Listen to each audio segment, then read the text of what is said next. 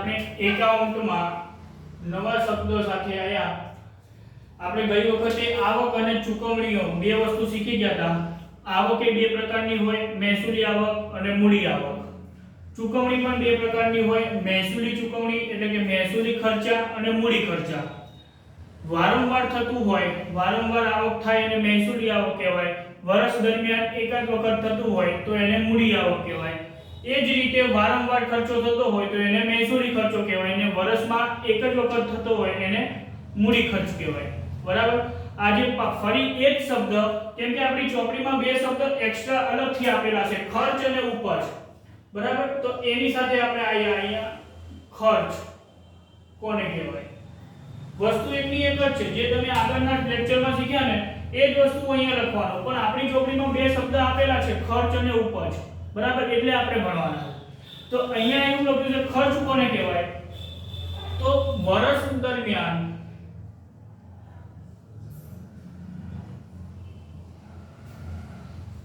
થતા ખર્ચનો લાભ જે તે વર્ષે મળે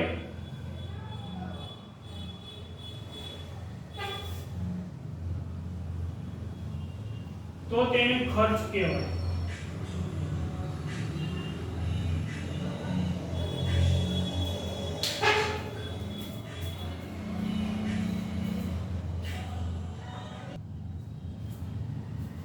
તો વર્ષ દરમિયાન થતા ખર્ચનો લાભ જે તે વર્ષે મળે તો એને ખર્ચ કહેવાય। દાખલા તરીકે હું એમ કહું કે તમે 12 મહિનાનું ભાડું ચૂકવ્યું, 12 મહિનાનું વીજળી બિલ ચૂકવ્યું, 12 મહિનાનું ઇલેક્ટ્રિક બિલ ચૂકવ્યું, સ્ટેશનરી ખર્ચ ચૂકવ્યો, તો આ તમે જે 12 મહિનાની અંદર જે ચૂકવણી કરો છો એનો લાભ આ વર્ષે જ તમને મળે છે। બરાબર। તમે આ વર્ષના મહિનાનું ભાડું ચૂકવો તો એનો લાભ તમને આ વર્ષે જ મળે, એનો લાભ કોઈ આવતા વર્ષે ના મળે, આવતા વર્ષે નવું ભાડું ચૂકવવું પડે। એટલે તમે જે મહિનાનું ભાડું ચૂકવો છો, દર મહિને વીજળી બિલ ચૂકવો છો, દર મહિને ટેલિફોન બિલ ચૂકવો છો, એનો લાભ એ વર્ષે જ મળે છે। બરાબર। તો અહીંયા ઉદાહરણ લખી નાખું। દાખલા તરીકે વીજળી બિલ, ટેલિફોન ખર્ચ,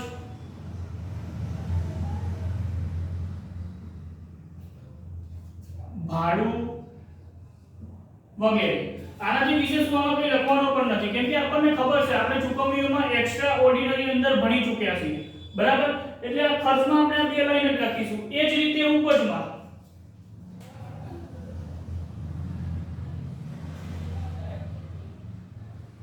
ઉપજ કોને કહેવાય?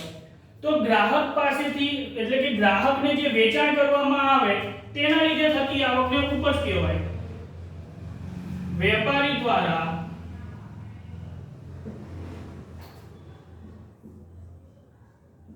ગ્રાહકને માલ વહેંચી જે આવક પ્રાપ્ત થાય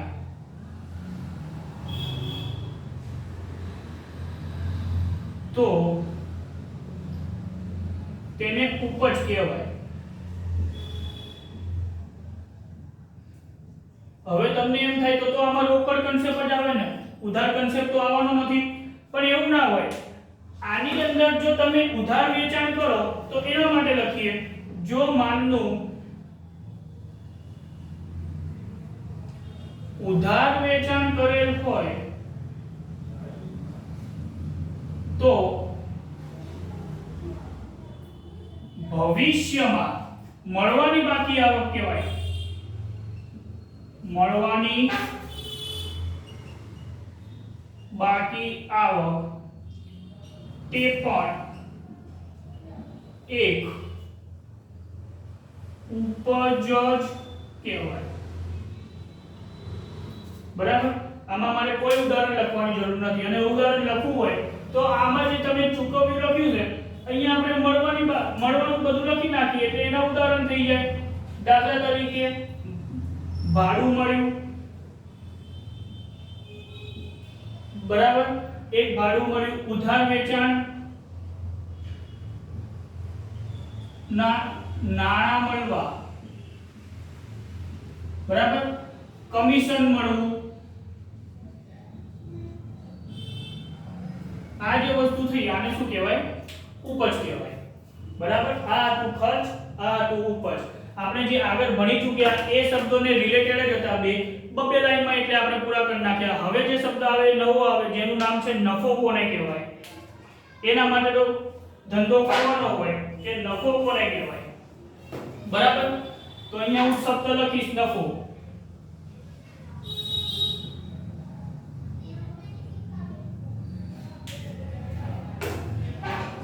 તો વર્ષ દરમિયાન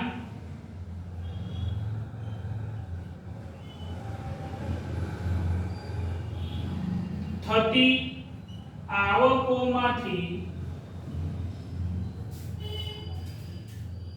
વર્ષ દરમિયાન થતી જાવકો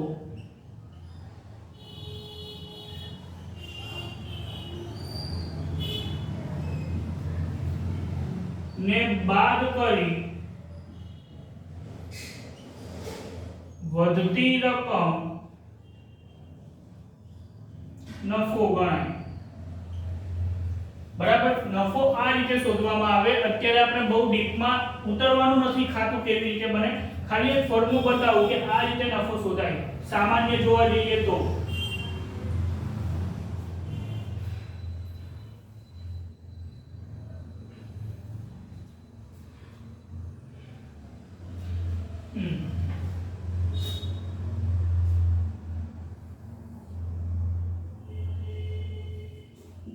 બરાબર? આ રીતના ચાર ખાના હોય જેની અંદર હંમેશા ડાબી બાજુ ઉધાર લખાય અને જમણી બાજુ જમા વસ્તુ લખાય.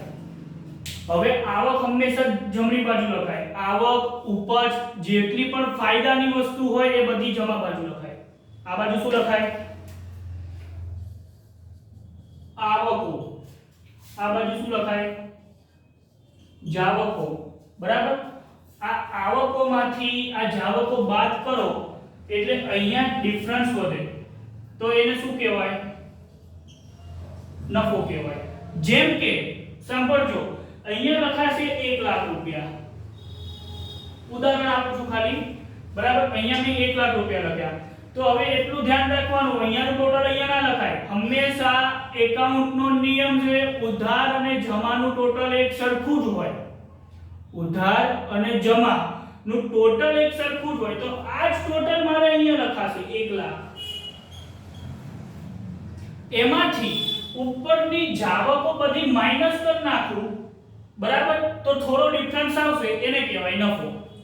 બરાબર? એટલે સ્ટ્રક્ચર આ રીતના તૈયાર થાય. આની અંદર લખવામાં આવે વિગત અને રકમ. અહીંયા પણ વિગત અને રકમ. એટલે કે કઈ અહીંયા વિગત લખાય, શેના લીધે આવક થઈ, આ એની રકમ લખાય. શેના લીધે રૂપિયા ગયા, જાવક થઈ, અહીંયા એની રકમ લખાય. અને આ બંનેનો માઈનસ કરો એટલે કે જમામાંથી ઉધાર માઈનસ કરો એને નફો કહેવાય. એનાથી ઉલટું આના નેક્સ્ટ શબ્દમાં નુકસાનમાં ઉધારમાંથી જમા માઈનસ કરો તો નુકસાન કહેવાય. તો આ ડિફરન્સ કઈ બાજુ વધે? આ બાજુ વધે, તો એ નુકસાન. હમણાં આવશે એટલે શીખીએ. બરાબર? તો આને મેં અહીંયા શું લખ્યું તમે શબ્દ પકડજો. વર્ષ દરમિયાન થતી આવકો. તો વર્ષ દરમિયાન થતી આવક કઈ કહેવાય? મહેસૂલી આવક. વર્ષ દરમિયાન થતી જાવકો કઈ કહેવાય? મહેસૂલી જાવક, મહેસૂલી ખર્ચા. તો એના જ લીધે જે નફો ઊભો થાય એ પણ કેવો હોય? મહેસૂલી નફો હોય.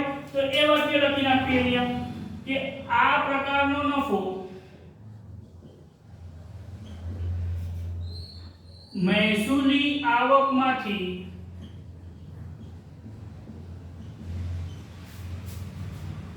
મહેસૂલી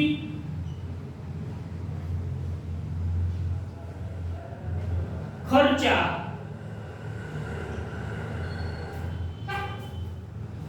બાદ કરવાથી મળે છે.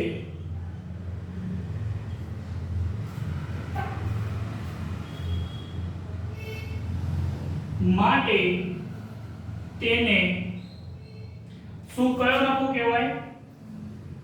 મહેસૂલી નફો કહે છે. કયો નફો કહેવાય? મહેસૂલી નફો. બરાબર? હવે નફો તો મિલકત વેચાણથી ને મળે. જેમ કે હું લખું જમીન મારી મિલકત કહેવાય. કોઈ પણ ધંધાદારી હોય એની પાસે જમીન હોય તો એની મિલકત કહેવાય. એ જમીન એને ખરીદી હોય 1 લાખ રૂપિયામાં, એને વેચાણ કર્યું 1,50,000 માં, તો 50,000 રૂપિયા શું થયો? નફો થયો. પણ એને મહેસૂલી નફો ના કહેવાય. કેમ? આપણે આગળના શબ્દોમાં ભણી ગયા ને કે મિલકતના વેચાણથી જે આવક પ્રાપ્ત થાય એ મૂડી આવક કહેવાય. બરાબર? તો એના લીધે જે નફો પ્રાપ્ત થાય એ મૂડી નફો કહેવાય. તો અહીંયા ત્રીજું વાક્ય લખીશું, ઘણીવાર મિલકત વેચાણને લીધે થતો નફો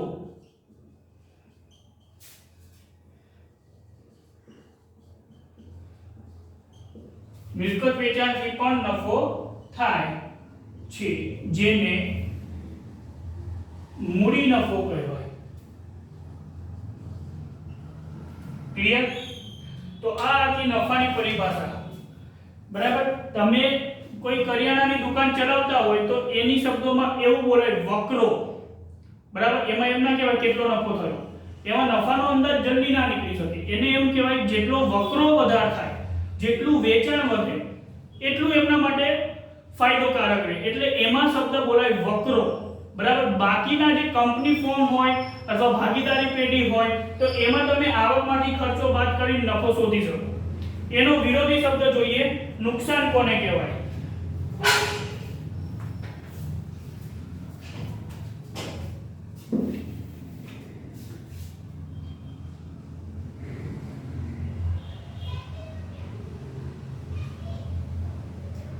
શબ્દ વિરોધી થાય એટલે વ્યાખ્યા વિરોધી થાય એટલે વ્યાખ્યા પૂરી થઈ જાય. બરાબર? બધી વસ્તુઓ ભોગવાની જરૂર નથી. બરાબર? આ વ્યાખ્યા છે એનાથી ઉલટું લખવું એટલે નુકસાન બની જશે. તો લખીએ આપણે, આમાં શું લખ્યું? વર્ષ દરમિયાન થતી આવકમાંથી જાવકો બાદ કરો. શબ્દ ફેરવી નાખવાનો. વર્ષ દરમિયાન થતી જાવકમાંથી આવક બાદ કરો. વર્ષ દરમિયાન થતી જાવકોમાંથી વર્ષ દરમિયાન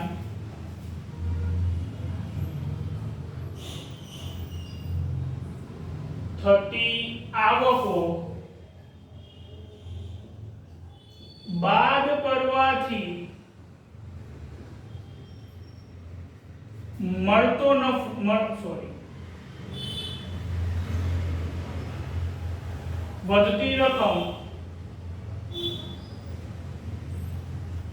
નુકસાન કહેવાય છે.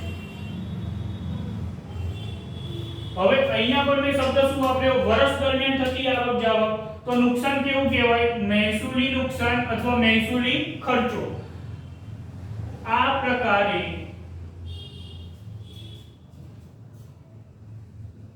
મહેસૂલી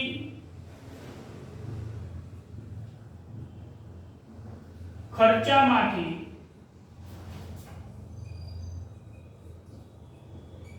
મહેસૂલી આવક બાદ કરવાથી મહેસૂલી નુકસાન થાય છે.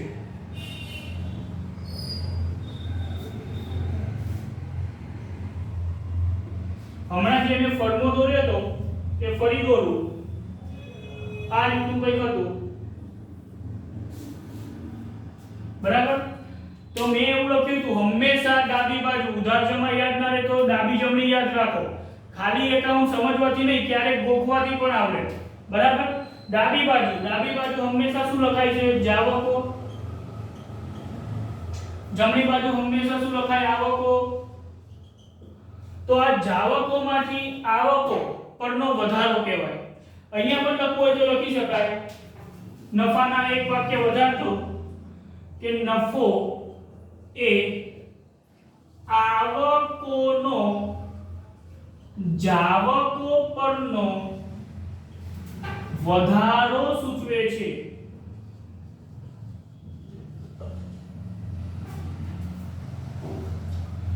જો આ આવકોનો જાવકો ઉપર વધારો હોય એટલે કે આવકની રકમ વધારે હોય,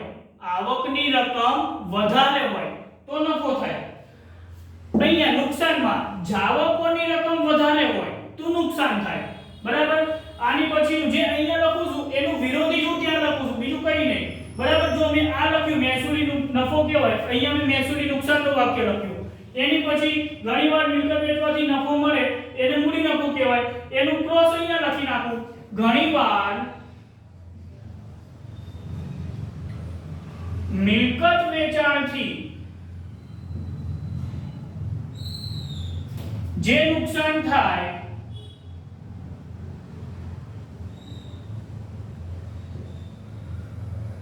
તેને મૂડી નુકસાન કહેવાય।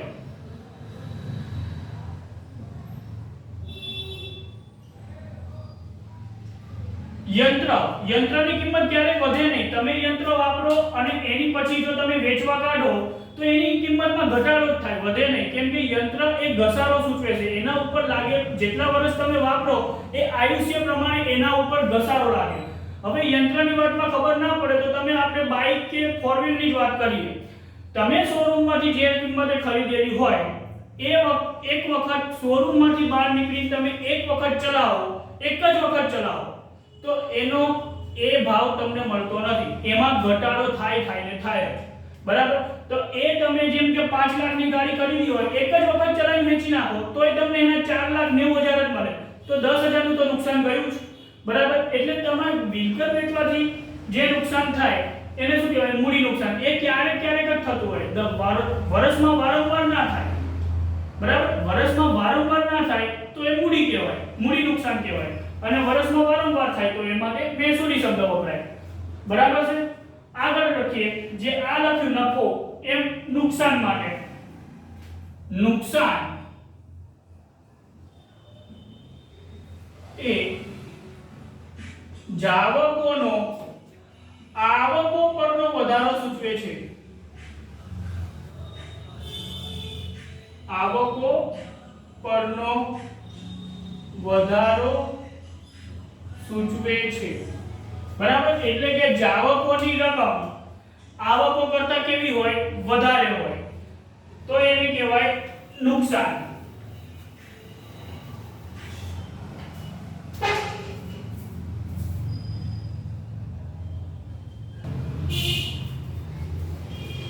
ચલો નુકસાન ખતમ। હવે એની પછીનો શબ્દ ખરીદી કોને કહેવાય। હવે તમને એમ થશે કે આપણે જે વસ્તુ ખરીદીએ બધી ખરીદી કહેવાય, આમાં શું ભણવાનું, પણ એવું ના હોય। તમે જો જે વસ્તુનો વેપાર કરતા હોય એનો તમે માલ કે સામાન ખરીદો ને તો જ ખરીદી કહેવાય, બરાબર। ફરી વખત બોલું, શું બોલ્યો, તમે જે વસ્તુનો વેપાર કરતા હોય એના રિલેટેડ તમે માલ કે સામાન ખરીદો તો એ ખરીદી કહેવાય। જેમ કે હું તમને કહું કે તમારી પાસે કરિયાણાની દુકાન છે તો તમે અનાજ, કઠોળ આવું ખરીદો, બરાબર। અનાજ હોય, કઠોળ હોય અથવા એને રિલેટેડ કોઈ પણ વસ્તુ તો એ માલ કહેવાય, સાબુ કે ભાઈ દાંત ઘસવાની ટ્યુબ, કોઈ પણ વસ્તુ તો એ બધું શું કહેવાય, એ બધું ખરીદી કહેવાય। પણ હવે તમે કરિયાણાની દુકાન ખરીદો છો અને તમે ઉધાર માલ લખવા માટે એક ચોપડો રાખે, ખબર હોય, લાલ કલરનો, હવે એ ચોપડો ખરીદો તો એને ખરીદી કરી ના કહેવાય, એ ખર્ચો થયો કહેવાય। એટલે કે વેપારી જે વસ્તુનો વેપાર કરતો હોય તેને લગતો માલ સામાન ખરીદે તો જે ખરીદી ગણાય, નહીં તો ખર્ચો ગણાય। તો લખી નાખીએ આપણે, વેપારી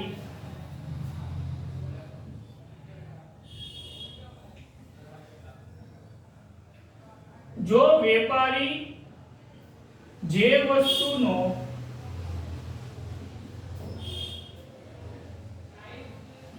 માલ સામાન જે વસ્તુનો વેપાર કરતો હોય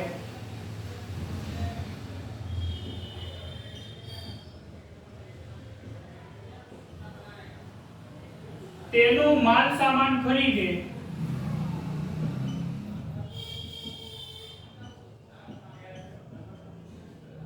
તો જ તેને ખરીદી કહેવાય, બરાબર। જો વેપારી જે વસ્તુનો વેપાર કરતો હોય તેનો જ માલ સામાન ખરીદે તો જ તેને ખરીદી કહેવાય, નકર શું કહેવાય, ખર્ચો। એ પણ લખી નાખીએ, જ્યારે વેપાર ને લગતી વસ્તુઓ સિવાય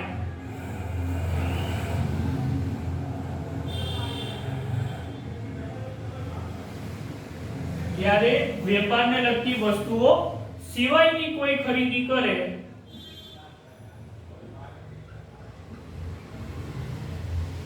તો તેને ખર્ચ ગણવામાં આવે છે.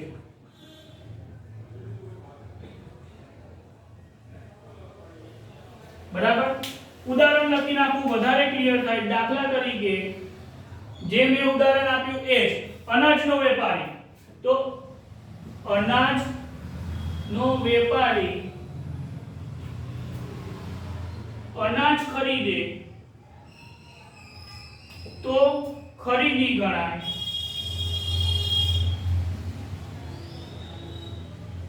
જ્યારે અનાજનો વેપારી કોઈ ચોપડાની ખરીદી કરે